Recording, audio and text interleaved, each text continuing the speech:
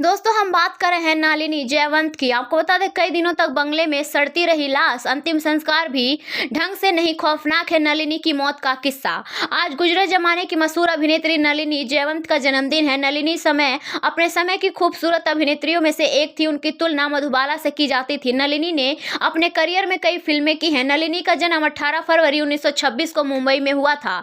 नलिनी जयवंत काजोल की नानी शोभना समर्थ की चचेरी बहन थी यानी नूतन और तनुजा की मां। उन्होंने बाल कलाकार के तौर पर फिल्म इंडस्ट्री में डेब्यू किया था। नलिनी उस वक्त 14 साल की थी। आपको बता दें नलिनी जयवंत ने साल 1941 में महबूब खान की फिल्म बहन से फिल्मी दुनिया में कदम रखा था। देव आनंद से लेकर दिलीप कुमार तक उनके हीरो थे और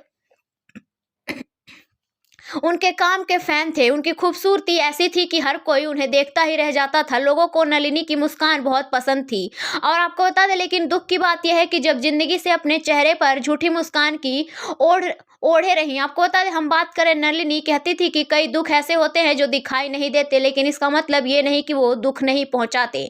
नलिनी जयवंत को प्रसिद्धि 1950 की फिल्म संग्राम से मिली थी। नलिनी के जीवन में खुशियां बहुत कम और दुख बहुत थे। उन्होंने 2 बार शादी की थी। उनके पहले पति वीरेंद्र देसाई थे और वो एक निर्देशक थे।